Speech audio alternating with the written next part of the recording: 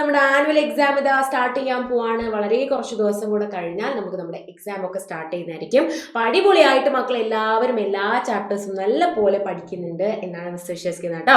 അപ്പോൾ നമുക്ക് എക്സാമിന് വരാൻ ചാൻസ് ഉള്ള നിങ്ങൾ ഏത് ടൈപ്പ് ചോദ്യമായിരിക്കും മിസ്സേ വരിക എന്നുള്ളൊരു ഡൗട്ടിലായിരിക്കും നിങ്ങൾ ഇരിക്കുന്നുണ്ടാകുക. അപ്പോൾ ദാ പഠിച്ചിരിക്കേണ്ട ഒരു ഭാഗമാണ് ഇത്. ഈ ഒരു പോർഷൻ, ഈ ഒരു സാധനം എങ്ങനെയാണ് ചെയ്യുക എന്നുള്ള കാര്യം നമുക്ക് നോക്കിയാൽ അല്ലേ മക്കളെ. ഇവിടെ ഒരു സർക്കിൾ ഉണ്ട്, ഇവിടെ ഉണ്ട് ഒരു വരയുണ്ട്, അങ്ങനെ 2 എണ്ണം ഇവിടെ 3 എണ്ണം ഇവിടെ. അപ്പൊ ഇവിടെ എത്ര എണ്ണമായിരിക്കും? ഇവിടെ 4 എണ്ണമാണ് ഇതുപോലെ ഉണ്ടാകുക കേട്ടോ. 4 എണ്ണമായിരിക്കും ഇതേപോലെ ഉണ്ടാവുക. ഒരു ലോലിപോപ്പ് പോലെയൊക്കെ നിങ്ങൾക്ക് തോന്നുന്നുണ്ടാവും അല്ലേ. അപ്പൊ നമ്മുടെ രണ്ടാമത്തെ നിങ്ങൾ നോക്കിക്കേ. രണ്ടാമത്തത് ഇവിടെ ഒരു സ്ക്വയർ ഉണ്ട്, പിന്നെ 2 സ്ക്വയറുകൾ അടുപ്പിച്ചു വെച്ചു, 2 സമചതുരങ്ങൾ അടുപ്പിച്ചു വെച്ചതാണ്. പിന്നെയോ 3 സമചതുരങ്ങൾ അടുപ്പിച്ചു വെച്ചതാണ്. ഇനി അടുത്തത് എന്തായിരിക്കും? അതെ, 4 സമചതുരങ്ങൾ അടുപ്പിച്ച് വെക്കുന്നതായിരിക്കും നമ്മളുടെ അടുത്ത ആൻസർ അല്ലേ.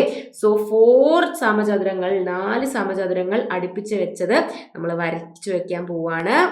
ഇവിടെ 3, ഇവിടെ 4, ഇങ്ങനെ 4 എണ്ണം അടുപ്പിച്ചു വെച്ചു, നമ്മൾ വരച്ചു വെച്ചു. ഇനി അടുത്ത നിങ്ങൾ നോക്കിക്കേ.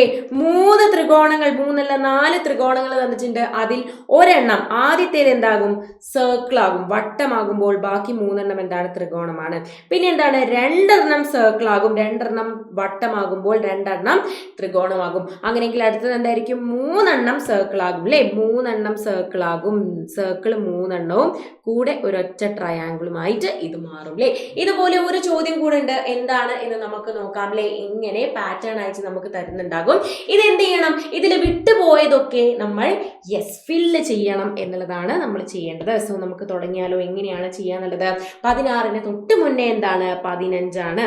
15, 16, 17, പിന്നെ എന്താണ്? 18, 19, 20, 21, 22, 23, 24, 25 എന്ന് നമ്മൾ ഫുള്ളായിട്ട് നമ്മൾ ചെയ്തു വെക്കണം. അപ്പോൾ 1 മുതൽ 100 വരെ അടിപൊളിയായിട്ട് എഴുതാൻ നിങ്ങൾ അറിഞ്ഞിരിക്കണം എന്നുള്ളത് വളരെ വളരെ അധികം ഇമ്പോർട്ടൻ്റ് ആണ്.